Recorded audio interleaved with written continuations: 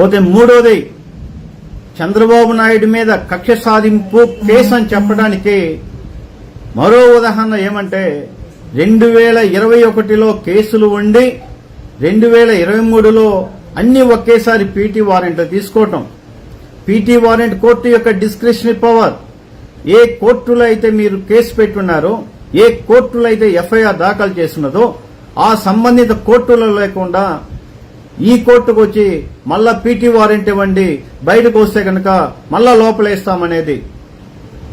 ఇప్పుడు బెయిల్ ఇవ్వండి, ఆయన ఏమైనా సహకరించకుండా లేడు కదా, విచారణ సహకరిస్తున్నారు కదా. ప్రజా సౌలభ్యం కోసం ఒక్క విషయం తీసుకురాదలిచాను. జగన్మోహన్ రెడ్డి గారి మీద ఉన్నటువంటి సిబిఐ కేసుల్లో విచారణ జరుగుతున్నప్పుడు, సాక్షులను విచారిస్తున్నప్పుడు ముందస్తు నోటీస్ ఇవ్వడం జరిగింది. హాజరు రమ్మంటానికి చెప్పి జరగడం జరిగింది. కొన్ని సందర్భాలలో నోటీస్ తీసుకొని రాలేకపోతే వాయిదా కోరటం జరిగింది. మళ్ళా వాయిదా టైం ఇచ్చి మళ్ళా విచారణకు రమ్మన్నారు. అలానే గౌరవ నేటి ముఖ్యమంత్రి వర్యులు జగన్మోహన్ రెడ్డి గారి మీద గతంలో విచారణ చేస్తున్నటువంటి అధికారి జేడీ లక్ష్మీనారాయణ గారు విచారణ సందర్భంలో నోటీస్ ఇవ్వడం జరిగింది. ఒక్కొక్కసారి నోటీస్ అందుకొని విచారణ చేశారు, మళ్ళా అవసరమైతే నోటీస్ ఇస్తామన్నారు. ఒక్కొక్కసారి కుదరినప్పుడు మళ్ళా కూడా సమయం ఇచ్చారు. అలా 6-7 పర్యాయాలు చట్టబద్దంగా ప్రొసీజర్ ఆస్పెక్ట్ ప్రకారంగా అవకాశం ఇస్తూ విచారణ చేశారు. కానీ చంద్రబాబు నాయుడు గారికి ఏ అవకాశం ఇవ్వకుండా, ఏ విచారణ జరపకుండా, విచారణ తదనంతరం మళ్ళా మీ మీద అవసరమైతే మళ్ళా రండి మేము విచారణ చేస్తామని చెప్పి కనీసం అవకాశం లేకుండా, ఆపర్చునిటీ లేకుండా కేసు పెట్టిన విధానం గాని, అరెస్టు చేసినటువంటి విధానం గాని, అరెస్టు నుంచి రిమాండ్ చేసిన విధానం కానీ లోపభూయిష్టమైనది, చట్ట వ్యతిరేకమైనది, రాజ్యాంగ వ్యతిరేకమైనది, పౌరుల యొక్క హక్కుల ఉల్లంఘన సంబంధించినది. ఇలా ఈ విధంగా గనక కేసులు పెడుతూ ఉంటే, ఈ విధంగా అసెంబ్లీ నిర్ణయాన్ని వ్యక్తిగత నిర్ణయంగా కేసులు పెడుతుంటే భారతదేశ ప్రజాస్వామ్యంలోనే భవిష్యత్తులో చాలా ఇబ్బంది పడే అవకాశం మెండుగా ఉందని చెప్తున్నాను.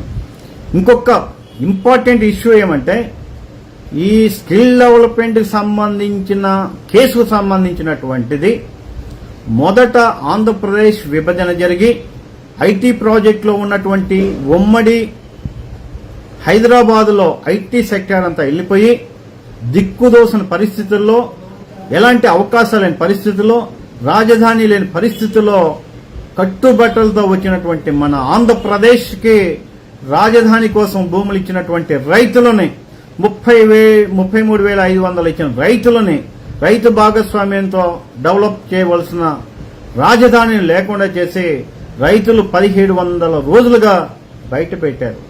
ఇలా ఆంధ్రప్రదేశ్లో ఉద్యోగ ఉపాధి అవకాశాల కోసం, స్కిల్ డెవలప్మెంట్ కోసం, సాఫ్ట్వేర్ డెవలప్మెంట్ కోసం మంచి ఉద్దేశం మీద ఈ స్కిల్ డెవలప్మెంట్ ప్రోగ్రామ్ ప్రాజెక్ట్ అనేది తీసుకురావడం జరిగింది. ఇది మొదటిసారిగా గుజరాత్ లో ఉన్నదాన్ని మోడల్ సిటీగా తీసుకుని వచ్చారు. దీనికి 2 కమిటీలు అపాయింట్మెంట్ జరిగింది. ఆ 2 కమిటీలు కూడా రెస్పాన్సిబిలిటీ వహించవలసి వస్తుంది. మొదటి ప్రాజెక్ట్ డైరెక్టర్ గా నీలం సాహ్ని గారు ఉన్నారు. ఏదైనా కేసు ఉంటే ఆవిడ మీద ఉండాలి. ప్రాజెక్టు సంబంధించిన వ్యక్తి, ఆవిడ మీద కేసు లేదు.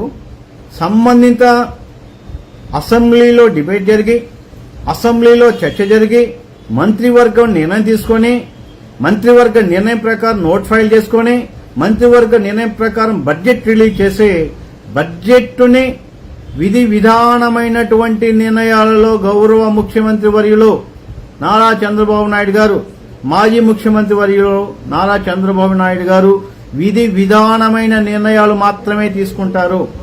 విధి విధానమైన నిర్ణయాలు తీసుకునే సందర్భంలో న్యాయస్థానాలు పాత్ర గాని, న్యాయస్థానాలు జోక్యం గాని ఉండవు. అలా విధి విధానమైన నిర్ణయాల్లో ఉన్న వ్యక్తి మీద కేసు పెట్టడం అనేది రాజ్యాంగ ఉల్లంఘన అని చెప్తున్నాను. ఈ విధంగా ఏదైతే వ్యక్తిగతమైన నిర్ణయాలు కాక అసెంబ్లీలో డిబేట్ జరిగి, మంత్రివర్గ నిర్ణయం జరిగి, బడ్జెట్లో కేటాయింపులు జరిగిన తర్వాత నిధులు ఏర్పాటు, నిధులు ఒక కంపెనీ నుంచి ఇంకో కంపెనీకి జరిగేదంతా కూడా ఇక్కడ సంబంధిత అధికారులు చూస్తుంటారు. దానికి సంబంధించిన అజయ్ కలాం రెడ్డి గారు చెక్కుల మీద సంతకం పెట్టిన మొదటి వ్యక్తి. రెండో వ్యక్తి ప్రేమచంద్ర రెడ్డి గారు ఇంచుమించు మెజారిటీ చెక్కుల సంతకం పెట్టినటువంటి, నాకు తెలిసి 172 కోట్ల పైచిలకు. ఇలా చెక్కులు ఇష్యూ అయినటువంటి వ్యక్తుల మీద, సంబంధిత అధికారుల మీద ప్రస్తుత ప్రభుత్వంలో ప్రమోషన్ మీద చలామణి అవుతూ దీనికి రూపకల్పన అయినటువంటి ప్రాజెక్టు మొదటి వ్యక్తి నీలం సాహ్ని గారు ఎలక్షన్ కమిషనర్ గా ప్రమోషన్ ఇస్తూ వాళ్ళకు సంబంధం లేకుండా విధి విధానమైనటువంటి నిర్ణయాలు తీసుకునే చంద్రబాబు నాయుడు గారి మీద కేసు పెట్టారంటే ఇది రాజకీయ కుట్రతో కూడుకున్నది, రాజకీయ వేధింపులతో కూడుకుంది. రాజకీయంగా తెలుగుదేశం పార్టీని నామరూపాలు లేకుండా చేయటంలో చెప్పడంలో అతిశయోక్తి లేదు.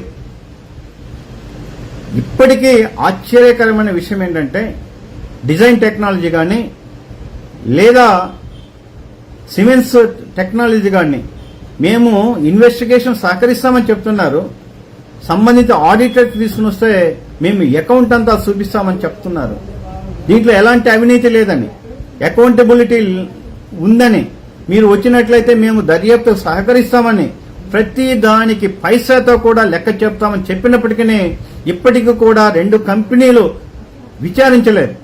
విచారించకపోవటమే కాదు, ఒక్కవేళ అవినీతి జరిగి ఉన్నట్లయితే ఫస్ట్ గా ముద్దాయి ఉండవలసిన వ్యక్తి నీలం సాహ్ని గారైతే, రెండో ముద్దాయిగా ఉండవలసిన వ్యక్తి అజయ్ కలాం రెడ్డి గారైతే, మూడో ముద్దాయిగా ఉండవలసిన వ్యక్తి ప్రేమచంద్ర రెడ్డి గారైతే, నాలుగో ముద్దాయిగా ఉండవలసిన వ్యక్తి సిమెన్స్ టెక్నాలజీ అయితే, ఐదో వ్యక్తిగా డిజైన్ టెక్నాలజీ కంపెనీలు ఉండాలి. కంపెనీలు అవినీతి ఉంటే వాళ్ళ మీద కూడా కేసులు ఉండాలి కదా. సంబంధిత కంపెనీల మీద కానీ సంబంధిత అధికారుల మీద కానీ కేసు లేకుండా విధి విధానమైన నిర్ణయాలలో కేసులు పెడితే భవిష్యత్తులో ఈ కేసు ద్వారా భవిష్యత్తులో ప్రభుత్వం మారితే జగన్మోహన్ రెడ్డి గారు ఒక్కసారి ఊహించుకుంటే వాళ్ళ బ్రతికేమవుతుందో వాళ్ళ మంత్రిమండలికి కానీ జగన్మోహన్ రెడ్డి కానీ ఒక్కసారి ఆలోచన చేస్తే నిద్రపట్టదు. ఎందుకంటే పోలవరం డిజైన్ మార్చారు, ఆంధ్రప్రదేశ్ రివర్స్ టెండర్ల పేరు మీద అన్ని టెండర్లు పిలిచారు, అమరావతి లేకుండా చేశారు, అమరావతిలో ఐకాన్ ప్రాజెక్ట్ లేకుండా చేశారు. వీటి వెనుక కుట్ర దాగి ఉంది, వీటి వెనుక స్వప్రయోజనం దాగి ఉంది, వీటి వెనుక గనక రాజకీయ స్వప్రయోజనాల కోసం నిర్ణయాలు తీసుకున్నారు అని చెప్పి మీరు పెట్టిన కేసు ప్రకారంగా కేసు పెడితే యుగాలుగా కూడా ఈ రోజు ఉన్నటువంటి వైఎస్ఆర్ పార్టీ ముఖ్యమంత్రులు గాని మంత్రిమండలి గాని భవిష్యత్తులో కటకాటాలు లెక్కేస్తుంటారు. ఇల్లు అలకంగానే పండగ కాదు, భవిష్యత్తులో పడే చూస్తుంటారని చెప్పి తెలియజేసుకుంటూ, ఏది ఏమైనా కూడా నాకు తెలిసినటువంటి ఒక న్యాయవాదిగా అవినీతి నిరోధక చట్టంలోని సెక్షన్ 17A చంద్రబాబు నాయుడు గారికి అప్లికబిలిటీ అవుతుందని కేసు నమోదు దగ్గర నుంచే వస్తుంది కనుక 2021లో కేసు నమోదు చేశారు కనుక ఎఫ్ఐఆర్ఏ చెల్లుబాటు కాదు కనుక ఎఫ్ఐఆర్ చెల్లుబాటు కాని దాని మీద వారిని రిమాండ్ చేయటం చెల్లుబాటు కాదు. ఎంటైర్ ప్రొసీడింగ్ చెల్లుబాటు కావు కనుక అన్ని కేసుల్లో రాబోయే 10 రోజులలో సుప్రీంకోర్టు తీర్పు ద్వారా బయటకు రాబోతున్నాడని చెప్పటంలో అతిశయోక్తి లేదంటూనే భవిష్యత్తులో ఒక అద్భుతమైన కేసుగా ఇది రిపోర్ట్ కాబడుతుంది. భవిష్యత్ రాజకీయాలను పెను మార్పులు, సంచలన మార్పులకు నాంది పలకబోతుందని చెప్పి తెలియజేస్తుంటేనే ఈ రోజు కేసుతో చంద్రబాబు నాయుడు మీద ఉన్న కేసుతో ప్రజాస్వామ్యంలో ప్రజలలో న్యాయస్థానంలో ఇప్పటికే వారి మీద సదాభిప్రాయం అంతర్జాతీయంగా రావటం అనేది హర్షించదగ్గ పరిణామం. ఇప్పటికీ ప్రజాస్వామ్యంలో మంచికి స్థానం ఉందని చెప్పడంలో ఇంతకన్నా ఎక్కువ ఆధారం లేదనుకుంటా. ఎక్కడో ఉన్నటువంటి చంద్రబాబు నాయుడికి తెలంగాణలో, కర్ణాటకలో, తమిళనాడులో, అమెరికాలో, కెనడాలో ఎక్కడ ప్రపంచవ్యాప్తంగా యువత ఆయనకి బ్రహ్మరథం పడుతూ ఉన్నారంటే, ఐటీ టెక్నాలజీలో ఉన్నటువంటి మార్గదర్శులుగా భావించారంటే అంతకన్నా గొప్పది లేదు. ఇప్పుడు కాదు, 2024 సంవత్సరంలో ఓటు అనే ఆయుధంతో ప్రజలు సిద్ధంగా ఉన్నారు. తర్వాత బాధపడిన వైఎస్ఆర్సీపీకి ఏమీ లేదు. చివరిసారిగా ఒక్క మాట చెప్తున్నాను. అసెంబ్లీలో నిమిషానికి 8,500 రూపాయల ఖర్చుతో కూడుకొని ప్రజా సొమ్ముతో అసెంబ్లీ జరుగుతూ ఉంటే అసెంబ్లీలో ప్రజా సమస్యలు పక్కన పెట్టి పవన్ కళ్యాణ్కి ముగ్గురు భార్యలు ఉన్నారని వ్యక్తిగతంగా బూతులుగా అసభ్యకరంగా జరుగుతున్నటువంటి నేటి అసెంబ్లీని చూసే నేనే సిగ్గుపడుతున్నాను. ఇలాంటి రాష్ట్రంలో వృత్తిపరంగా ఉన్నానని నిమిషానికి 8,000 పైచిలకు ప్రభుత్వ ధనాన్ని ఖర్చు పెడుతున్నటువంటి అసెంబ్లీలో చట్టాల పట్ల కానీ, ప్రజలకు అవగాహన పట్ల కానీ, ప్రజలకు ఉపయోగపడే విధంగా కానీ అవి పవిత్రమైనటువంటి అసెంబ్లీలో ఉండవలసిన పరిస్థితిలో ఆంధ్రప్రదేశ్ ఏర్పడి మొదటి అసెంబ్లీలో జగన్మోహన్ రెడ్డి గారి ప్రభుత్వంలో ప్రపంచవ్యాప్తంగా ఆంధ్రప్రదేశ్ ప్రతిష్ట దిగజారిందని చెప్పడంలో సందేహం లేదు. కనుక ఏది ఏమైనా చంద్రబాబు నాయుడు గారు పెట్టిన కేసులన్నీ కూడా ఏ విధంగా చూసినా కూడా దుర్మార్గమైనవి, అన్యాయమైనవి.